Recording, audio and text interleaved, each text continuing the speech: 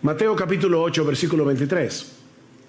Cuando entró Jesús en la barca, sus discípulos le siguieron y de pronto se desató una gran tormenta en el mar, de modo que las olas cubrían la barca, pero Jesús estaba dormido.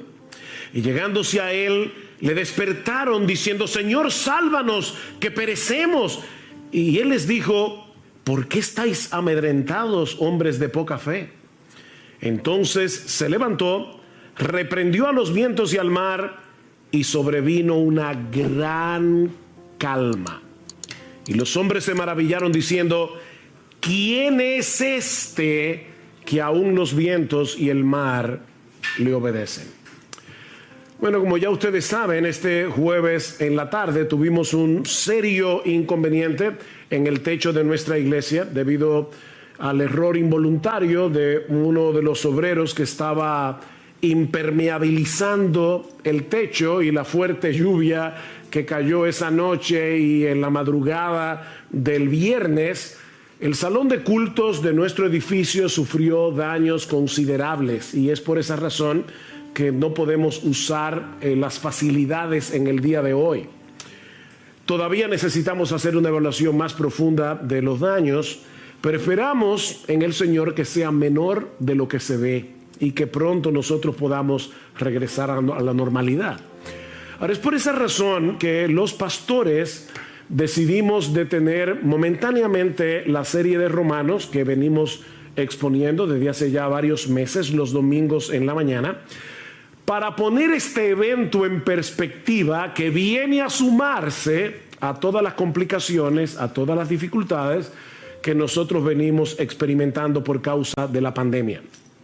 Y mi propósito en esta mañana es enfocar la naturaleza de las pruebas a la luz de este pasaje que acabamos de leer en el Evangelio de Mateo, para luego detenernos a considerar cómo funciona la fe cuando estamos en medio de la prueba. Mis hermanos, Pablo nos dice en 2 Corintios capítulo 5 versículo 7 que es por fe que andamos, no por lo que vemos. Es por fe que andamos. Y el autor de la carta a los Hebreos nos recuerda que sin fe es imposible agradar a Dios. Sin fe es imposible agradar a Dios. Podemos dedicarnos a las tareas más sublimes, a las tareas más extraordinarias, pero si no están acompañadas de fe, no serán del agrado de Dios. Ahora, la enseñanza de la Biblia acerca de la fe no deja de ser misteriosa y paradójica. Por un lado, la Biblia dice que la fe es un regalo de Dios. Dice Pablo en Filipenses, por ejemplo, capítulo 1, versículo 9, a vosotros se os ha concedido, a vosotros se os ha dado de gracia, no solo que creáis en Él, sino también que padezcáis por Él. La fe es un regalo de la gracia de Dios. Sin embargo, la Biblia nos dice que aunque la fe es un regalo de Dios, somos tú y yo los que creemos. Dios da la fe, pero nosotros somos los que ejercemos fe.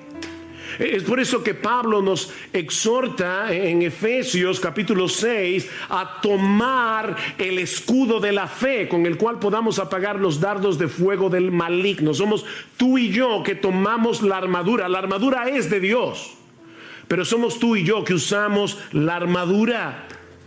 Y eso es precisamente lo que aprendemos de este pasaje. Esta historia tan conocida y narrada en una forma tan sencilla en el Evangelio de Mateo contiene algunas enseñanzas muy profundas acerca del ejercicio de la fe en medio de las pruebas. Y yo no quiero concentrarme en todos los elementos de la historia, sino solamente en eso. La fe en medio de las pruebas. Tanto Marcos como Lucas nos dicen que el Señor deseaba cruzar al otro lado del mar de Galilea. El Señor había estado llevando a cabo un ministerio muy intenso, un ministerio muy agotador, y el otro lado del mar era más tranquilo porque era más despoblado. Mis hermanos, nunca debemos olvidar que Jesús era verdadero Dios, pero que también era verdadero hombre. El Señor estaba cansado. estaba agotado. El mar de Galilea es un lago de agua dulce relativamente pequeño, así que se puede atravesar de un lado a otro en un tiempo relativamente breve. De hecho, hace unos años tuve la oportunidad de estar en el mar de Galilea y uno puede ver fácilmente todos los contornos del mar estando allí. Así que el mar se puede cruzar rápidamente, a no ser por las características climáticas y geográficas del mar de Galilea que pueden desatar tormentas repentinas. Resulta que la superficie del mar de Galilea es la más baja del mundo para un lago de agua dulce. De manera que cuando las corrientes de aire frío descienden de las colinas que rodean el lago y chocan con el aire caliente de la superficie, se pueden provocar tormentas repentinas, que son un verdadero desafío, aún para marineros experimentados, como era el caso de los apóstoles. Y eso fue precisamente lo que ocurrió esa noche. Vean otra vez versículo 23. Cuando entró Jesús en la barca, sus discípulos le siguieron y de pronto se desató una gran tormenta en el mar, de modo que las olas cubrían la barca, pero Jesús estaba dormido. Marcos nos dice en su evangelio que se desató una mega tormenta, un mega huracán, dice el texto literalmente. Que en asuntos de minutos puso a la barca al borde del naufragio. Las olas eran tan altas y golpeaban con tal violencia que el bote se zarandeaba de un lugar a otro. Yo no sé si ustedes alguna vez han visto esos, lo que nosotros llamamos muñequitos, en otros países le llaman cartones animados, donde de repente el agua se convierte como en un puño y comienza a golpear la barca. Bueno, lo que los discípulos estaban experimentando esa noche era un puño de agua golpeando la barca una y otra vez. Los discípulos sabían que ellos estaban en un serio problema. Humanamente hablando, era una situación desesperada, era una situación sumamente peligrosa. Y seguramente muchos de ustedes se han sentido así alguna vez. O puede ser incluso que estén atravesando por una situación similar en este mismo momento. Nadie está exento de las dificultades que surgen viviendo en un mundo caído. Y por eso, mis hermanos, es que es tan importante entender la naturaleza de las pruebas para luego ver cómo nosotros debemos ejercitar fe cuando estamos en medio de una prueba. Así que veamos en primer lugar la naturaleza de las pruebas tal como Dios nos los revela en este pasaje. Y lo primero que aprendemos de este texto es que las pruebas son controladas y enviadas por Dios con un propósito. Las pruebas son controladas y enviadas por Dios con un propósito. Ya les decía que no era nada extraño que en este mar se formaran tormentas repentinas, pero mis hermanos, Dios es soberano. Él lo controla todo, incluyendo los fenómenos de la naturaleza. Él puede impedir que cosas como estas sucedan, pero ¿saben qué? Muchas veces Dios decide no impedirlo. Dios decide no impedirlo.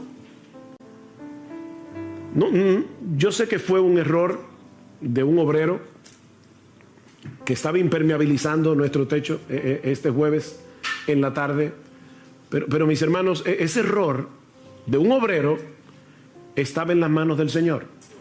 El hecho de que esa noche cayera un aguacero, nosotros lo escuchábamos fuera de la habitación y decíamos, está cayendo el cielo.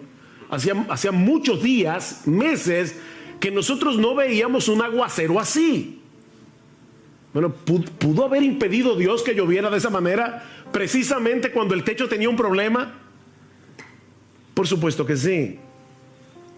Por otro lado, también es cierto que Jesús estaba cansado. Mis hermanos, Jesús no estaba simulando que estaba dormido.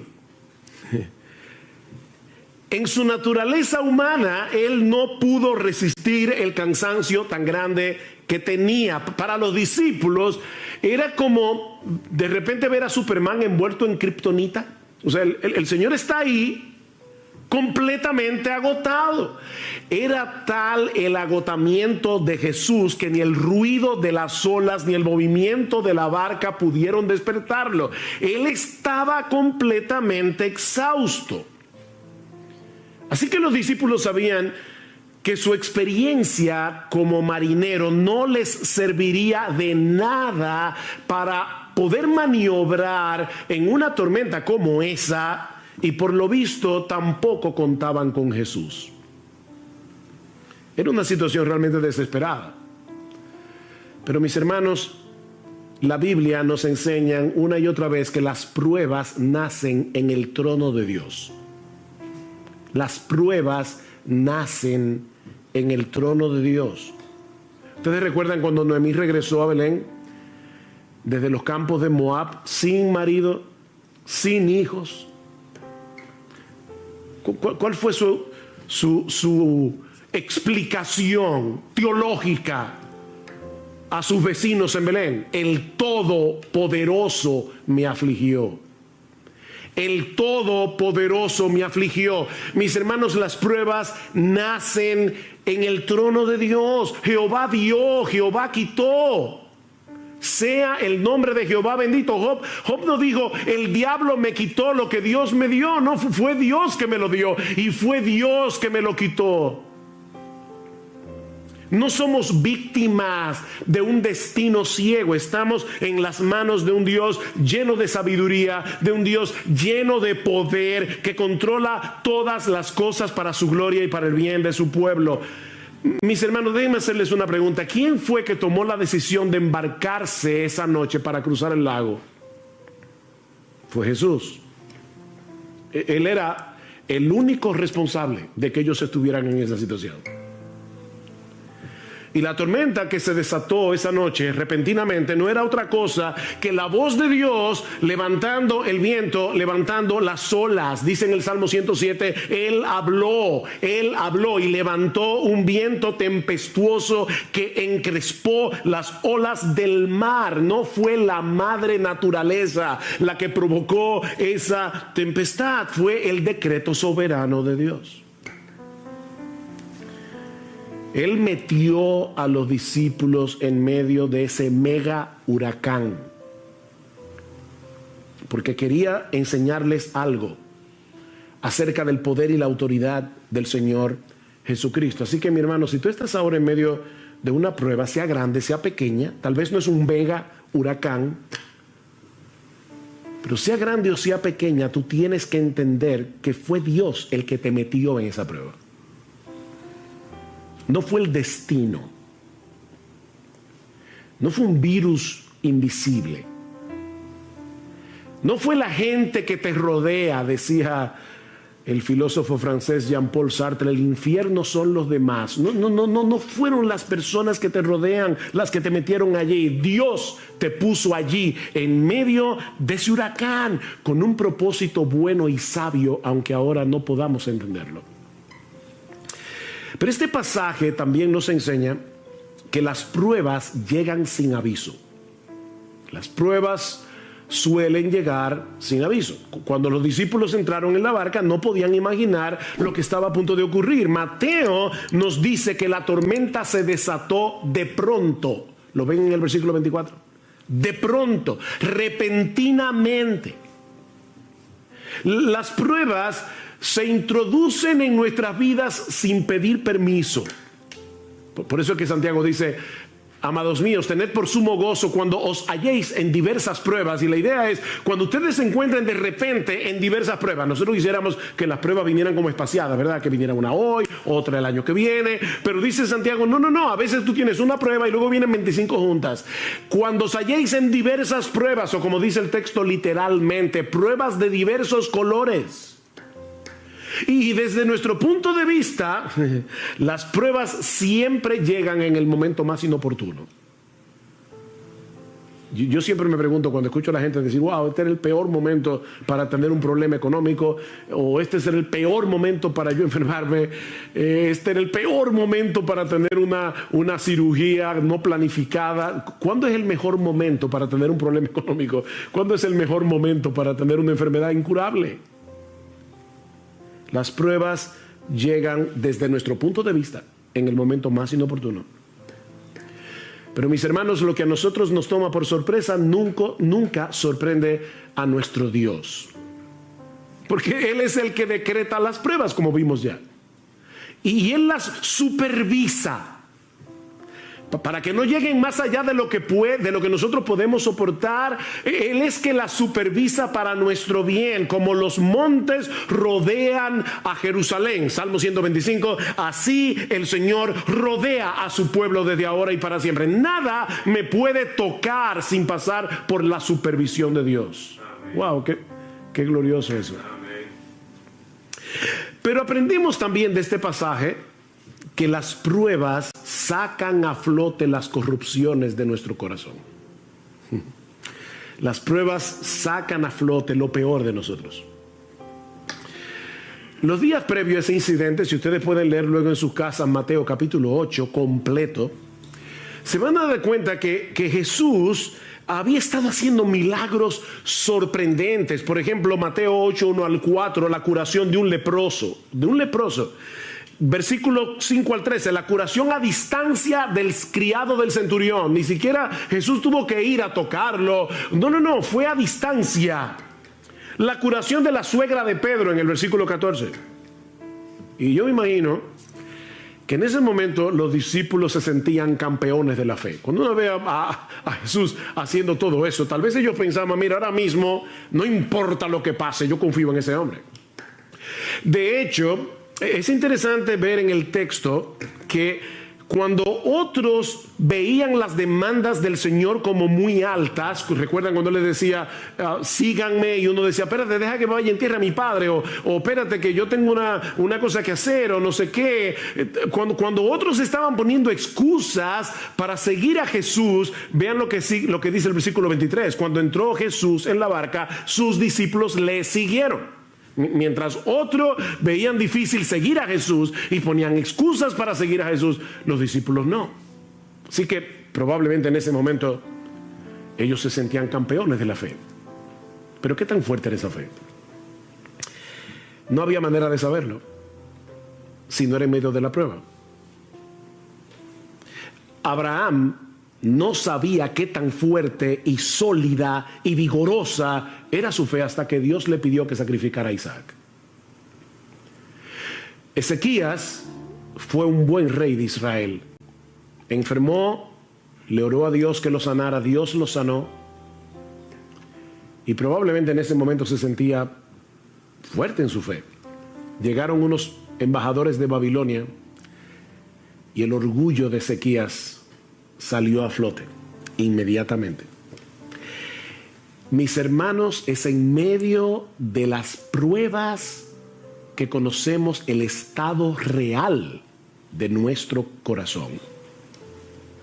Nuestra fe será probada por el fuego, dice en Primera de Pedro capítulo 1 versículo 7. Tiene que ser probada por el fuego. ¿Qué hace el fuego? El fuego licúa el oro, y al licuarse, como es un metal pesado, eso hace que la basura salga a flote, y entonces el orfebre comienza a purificar el oro. Pero tiene que ser por medio del fuego. Yo estoy seguro que a nadie le gustaría ir a una joyería, comprar una prenda pensando que es de oro y después resulta que era de hojalata. El oro tiene que ser probado y se prueba con fuego, no solo para ver su genuinidad, sino también para librarlo de impurezas. El oro tiene que ser probado por fuego, y nuestra fe también. Nuestra fe también tiene que ser probada. Y cuando somos probados, es que podemos ver una verdadera radiografía de lo que hay en nuestro corazón. Pero aprendemos también de este relato que las pruebas son un antídoto contra nuestro sentido de autosuficiencia. Las pruebas son un antídoto contra nuestro sentido de autosuficiencia. Estos hombres eran pescadores, bueno, y eran pecadores también, pero eran pescadores experimentados, eran marineros de experiencia. Seguramente ellos habían estado en tormentas anteriormente en el mar de Galilea, porque eso era muy común. Pero ahora Dios los había colocado en una situación tan extrema que ellos sabían que toda su experiencia no les serviría de nada. De nada. Mis hermanos, Dios usa las pruebas para llevarnos a descansar únicamente en Él, para destruir nuestro sentido de autosuficiencia. Pablo dice en 2 Corintios capítulo 1, versículos 8 al 9, que Dios los puso en una situación tal cuando ellos estaban en Asia Menor, que Pablo dice, nosotros tuvimos temor de morir, pensamos que no íbamos a conservar la vida, y Dios hizo eso, escuchen lo que dice Pablo, a fin de que no confiáramos en nosotros mismos. Pablo, el gran apóstol Pablo, está diciendo, en otras palabras, yo tengo la tendencia, igual que todos los demás, a confiar en mí mismo. Y Dios envió esta prueba para que no confiáramos en nosotros mismos. Todos nosotros tenemos una fuerte tendencia a confiar en nuestras propias capacidades. Y ¿saben qué? Nunca somos más débiles, ni estamos en una condición más vulnerable que cuando somos atrapados por el sentido engañoso, que es una ilusión, de que nosotros podemos hacer las cosas en nuestras propias fuerzas. Eso es una ilusión.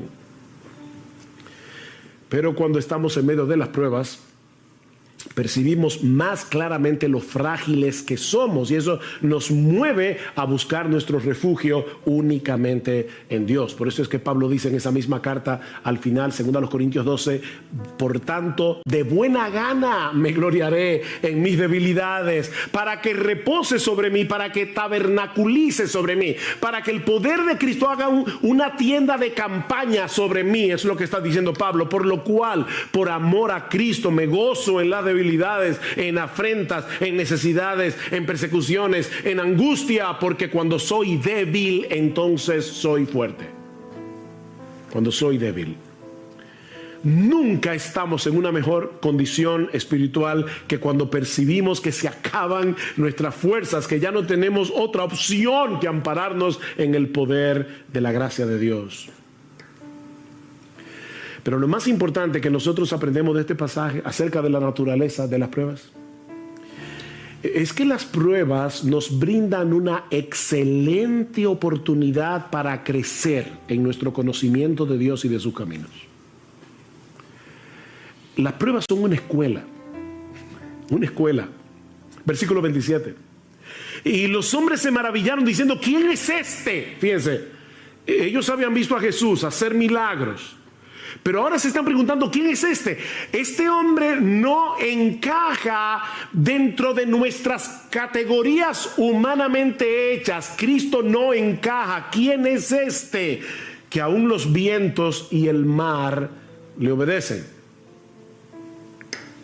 Esto no era una mera teoría para ellos.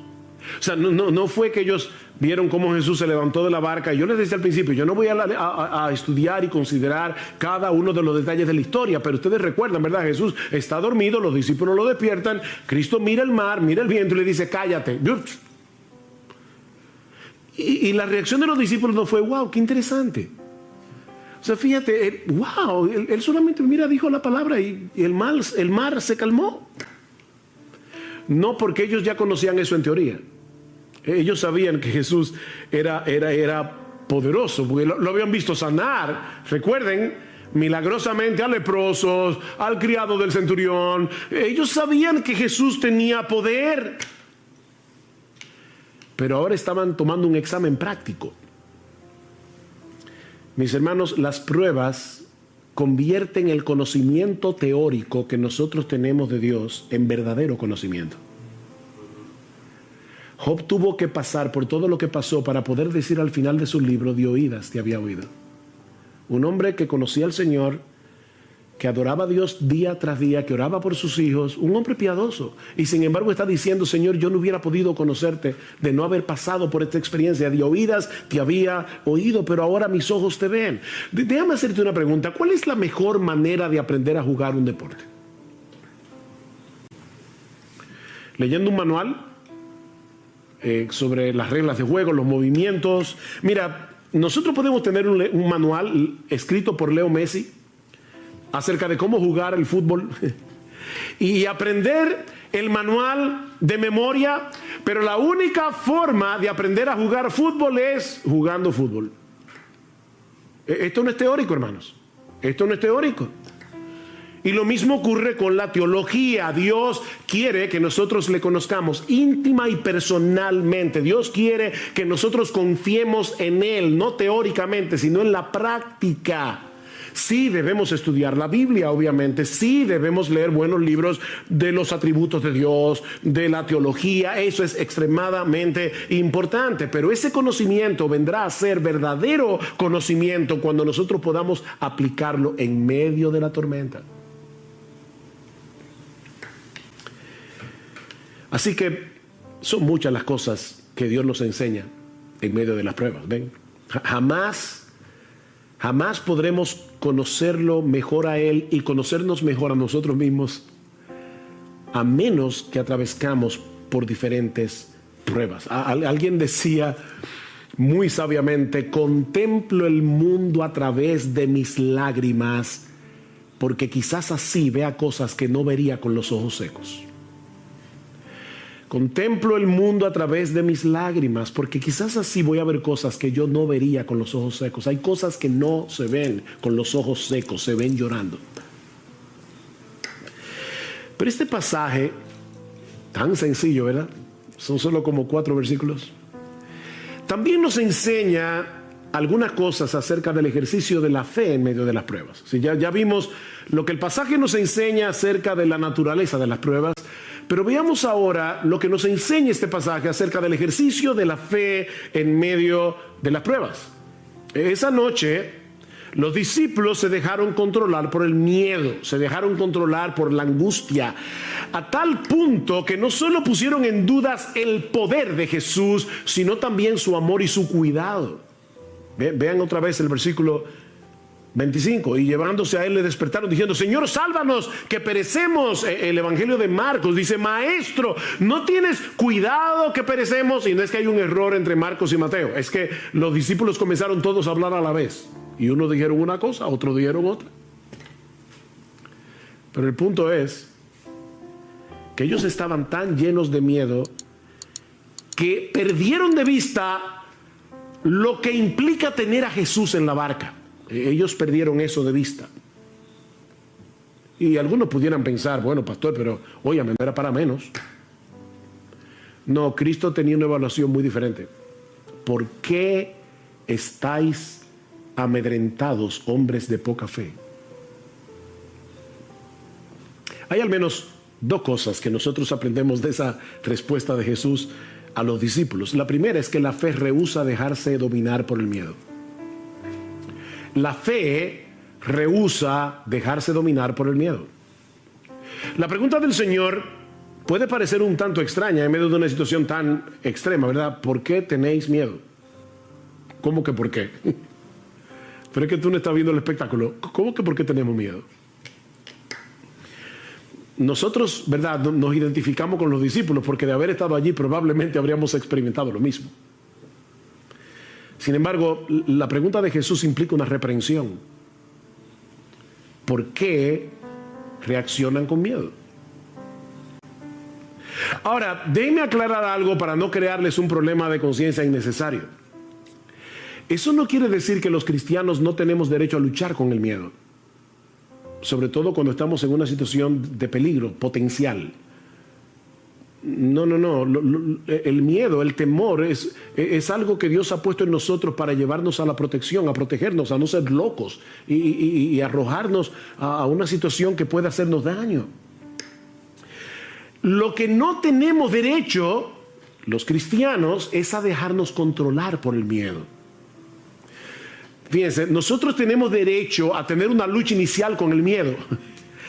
Lo que no tenemos derecho es a dejarnos dominar por el temor, tomando en cuenta que nosotros tenemos un Dios como el nuestro que cuida de nosotros.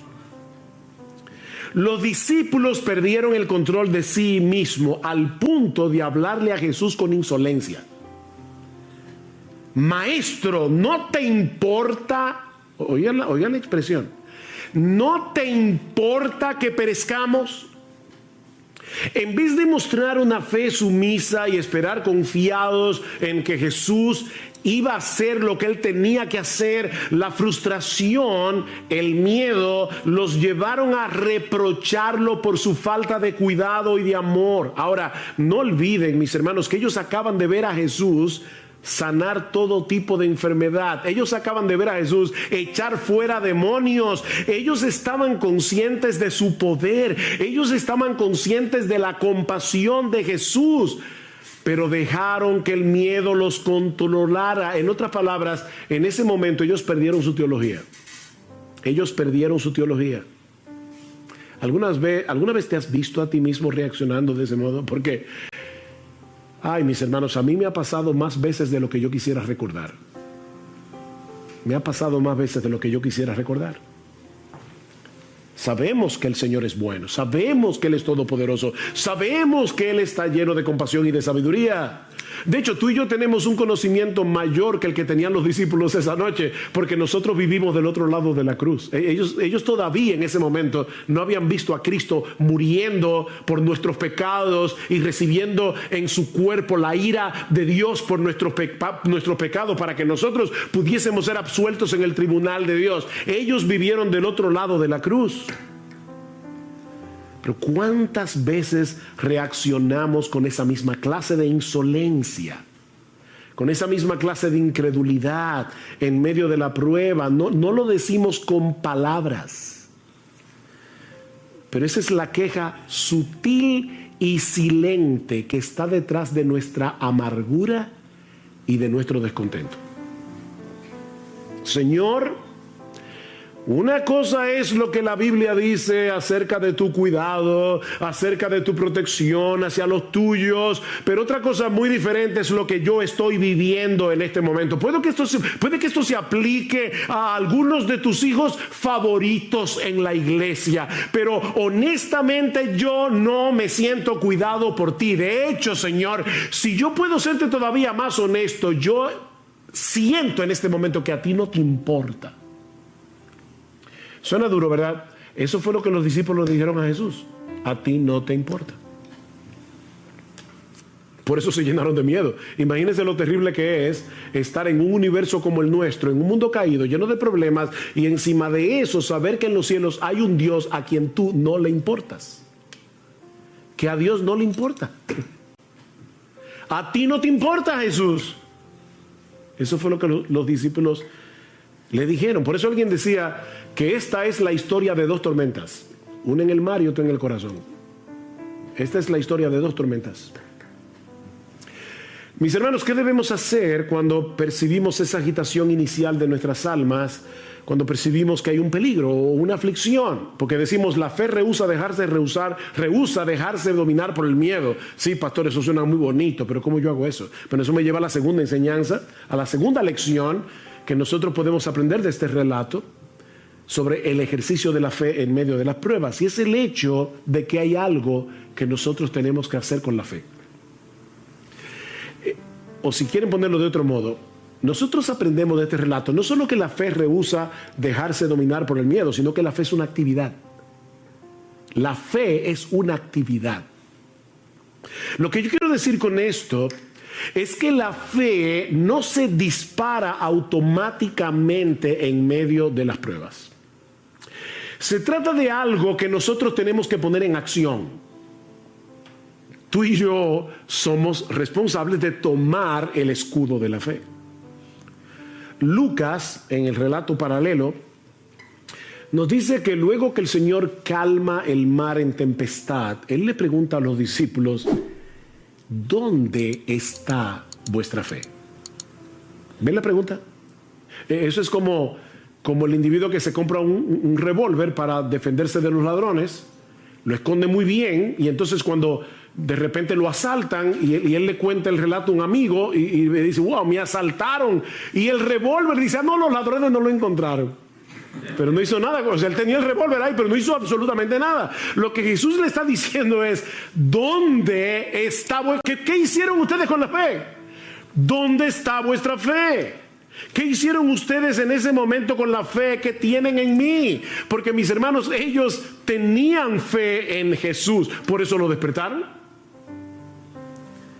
Pero no hicieron nada con esa fe, aparte de despertar a Jesús insolentemente. Mis hermanos, hay algo que debemos hacer con nuestra fe para impedir que la angustia nos arrope. ¿Qué dice el salmista en el Salmo 56? En el día que temo, fíjense, no es yo nunca tengo miedo, no. En el día que temo yo en ti confío, en el día que temo yo tomo la decisión de confiar en ti. Yo tomo la decisión de pensar correctamente. Por eso decimos que la fe es una actividad, porque es la actividad de mantener a raya nuestra incredulidad con la palabra de Dios. Nosotros tenemos que mantener a raya la serpiente de la duda, la serpiente de la incredulidad con la palabra de Dios. El problema de los discípulos en la barca es que ellos no se hicieron cargo de la situación, sino que dejaron que la situación se hiciera cargo de ellos, que la situación los controlara. Miren, mis hermanos, cada vez que nosotros estamos en medio de una prueba, la voz de la duda comienza a hablar inmediatamente. Y lo que pasó esa noche es que ellos dejaron que la voz de la duda controlara la conversación, en vez de escuchar la voz de Dios a través de su palabra. ¿Por qué te abates, oh alma mía? Fíjense, ¿qué está haciendo el salmista aquí? Él está acallando la voz de la duda. ¿Por qué te abates, oh alma mía? ¿Por qué te turbas dentro de mí? Espera en Dios, porque aún he de alabarle, salvación mía y Dios mío. Háblale a tu alma, no dejes que la voz de la duda hable sin control.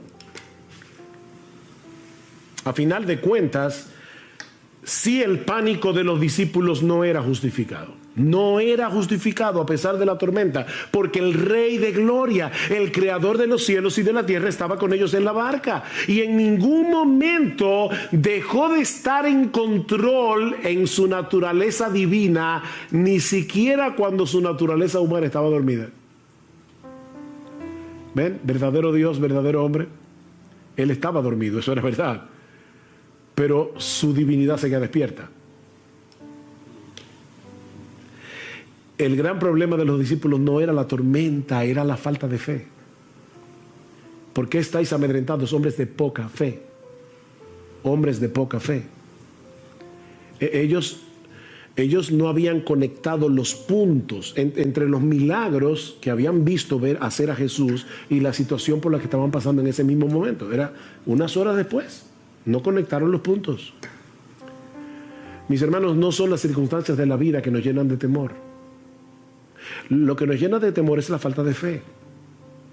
Nosotros tenemos un montón de información almacenada en la cabeza acerca del poder de Dios, del amor de Dios, de la sabiduría de Dios. Pero en el momento de la prueba, nuestro diálogo interior nos traiciona. Y entonces, ¿ahora qué? Y sí, y entonces, y si pasa, y si viene. Ven, el diálogo interior nos traiciona. Lo que nos decimos a nosotros mismos no concuerda con nuestra teología. ¿Ven? Y terminamos dominados por el pánico. Pablo dice que los creyentes sabemos que a los que aman a Dios todas las cosas les ayudan a bien. O sea, Pablo dice, tú eres creyente, tú sabes eso porque el Espíritu Santo te lo ha enseñado, no solamente en su palabra, es que el Espíritu Santo nos habla esa verdad al corazón. Sabemos que a los que aman a Dios todas las cosas les ayudan a bien. ¿Cuál es el problema entonces? Que nos dejamos arrastrar a ese lugar que Juan Bunyan bautizó como llanura del olvido en el libro de La Peregrina. Y dice Bunyan, por cierto, esa es la parte más peligrosa de estos contornos, la llanura del olvido. Pues si alguna vez los peregrinos sufren algún desastre, es precisamente cuando se olvidan de los favores que han recibido y de lo inmerecidos que son estos. No te dejes arrastrar hacia la llanura del olvido. Y lo digo así porque así lo pone Bunyan, llanura del olvido. No te dejes arrastrar hacia ese lugar. Nunca olvides las misericordias de Dios en Cristo, porque su amor manifestado en el Calvario sigue tan intacto hoy como cuando Cristo estaba muriendo por tus pecados en la cruz. Está intacto el amor de Dios. Ayer escuchaba la historia de una mujer que iba en un barco y el capitán era su esposo. Resulta que de repente se levanta una fuerte tempestad, la mujer está muy atemorizada y va hacia el marido y el marido le pregunta, ¿por qué tienes miedo? Y ella le responde con otra pregunta, ¿y tú por qué no tienes miedo? Hay una tormenta allá afuera. El marido, le pidió a un joven que estaba ahí, dice, tráeme mi espada. Él le trae la espada y él se coloca con la espada frente a ella y le dice, ¿tú me tienes miedo? Y dice ella, por supuesto que no. Y dice, ¿por qué tú no me tienes miedo? Dice, porque yo sé que tú me amas, tú eres mi esposo. Bueno, le dice él, el Dios que controla esta tormenta es mi Padre que me ama y no la usará para hacerme daño. Ella dice, pero el barco puede hundirse. Ah, le dice él, entonces mi alma irá a su presencia a la espera de la resurrección de mi cuerpo. Ven, mi hermano, ¿cuál es el asunto? Esa espada que ahora te hiere está en las manos de Dios, del Dios que te ama, del Dios que cuida de ti, del Dios que no te va a hacer daño, del Dios que no te va a hacer daño, aunque tenga que usar el escarpelo para hacerte una cirugía de corazón abierto, ese Dios no te va a hacer daño. Mis hermanos, no podemos permitir que las consecuencias de esta pandemia o lo que sucedió este fin de semana con nuestro edificio, claro que no me dio alegría saber que este domingo no nos íbamos a poder reunir en nuestro local. Por supuesto que me dio tristeza ver toda esa agua corriendo por el púlpito y bañando las sillas. Y no fue motivo de alegría subir al techo esta semana, el viernes, y ver lo que había pasado allí.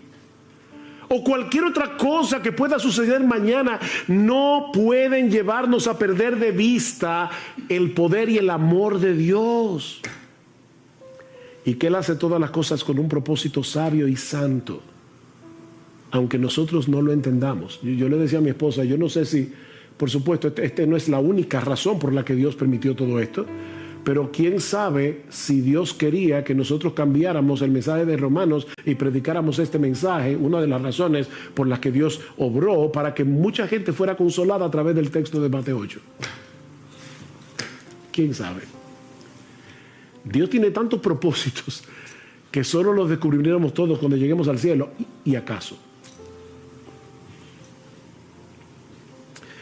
No a nosotros, Señor, no a nosotros, sino a tu nombre da gloria, Salmo 115, por tu misericordia y por tu fidelidad. Solo tu nombre merece gloria porque solo tú estás lleno de misericordia y solo tú eres completamente fiel. Y ahora escuchen la pregunta, ¿por qué han de decir las naciones, ¿dónde está ahora tu Dios? Y yo te digo, ¿por qué le vas a permitir a tu alma, por qué le vas a permitir a tu corazón decir, ¿dónde está ahora tu Dios? Respuesta, nuestro Dios está en los cielos, Él hace lo que le place. Ahora, no olvides que lo que le place es conforme a su misericordia y conforme a su fidelidad. Alguien decía, tal vez escuchemos a nuestro corazón decir, no hay esperanza, pero debemos rebatírselo. Cuando tu corazón diga, no hay esperanza, dice él, debemos rebatírselo. Sí hay esperanza. Sí hay esperanza porque Cristo está en la barca. en nuestras vidas. Cristo está en la barca. Él ha prometido estar con nosotros todos los días hasta el fin del mundo. Y con una sola palabra, Él puede calmar el mar en tempestad. Cristo simplemente dijo, cállate, enmudece. Y la tormenta se calmó, como un niño obediente. Porque nuestro Dios controla el universo. Así que no importa qué tan severa sea la tormenta, no importa qué tan claro percibamos que nuestra barca está a punto de naufragar, una sola palabra de Cristo es suficiente para hacer que el mar vuelva a sosegarse. Y Él dirá esa palabra en el momento preciso cuando la prueba haya cumplido su propósito. Él dirá la palabra. Que Dios nos conceda ojos para ver y una mente para recordar, de modo que podamos glorificarle en medio de la aflicción, mostrando a ese mundo incrédulo allá afuera que estamos en las manos de un Dios sabio, todopoderoso, que nos ama con un amor eterno e inalterable y que Él ha hecho un pacto con su pueblo de no volverse atrás, de hacernos bien. Vamos a orar. Padre, queremos darte muchas gracias, Señor, porque a pesar de lo sucedido este fin de semana y que ha producido daños considerables en nuestro edificio, Señor, nosotros podemos confiar en ti. Y de paso recordar que la iglesia no es un edificio de varilla y cemento. La iglesia son tus hijos. Y ahí está tu iglesia siendo cuidada todavía por ti. Gracias, Señor, por habernos permitido en esta mañana traer estas lecciones extraídas de un pasaje tan sencillo y al mismo tiempo tan profundo. Pero, oh Señor, te rogamos, ayúdanos ahora a convertir este conocimiento teórico en un conocimiento práctico. Señor, ayúdanos a conocerte mejor y ayúdanos a conocernos mejor. Y que nosotros podamos, en medio de cualquier situación o circunstancia, refugiarnos en ti, la roca inconmovible de los siglos. Alabado sea tu nombre y alabado sea nuestro bendito Señor y Salvador Jesucristo, que ha prometido estar con nosotros todos los días hasta el fin del mundo. Amén y amén.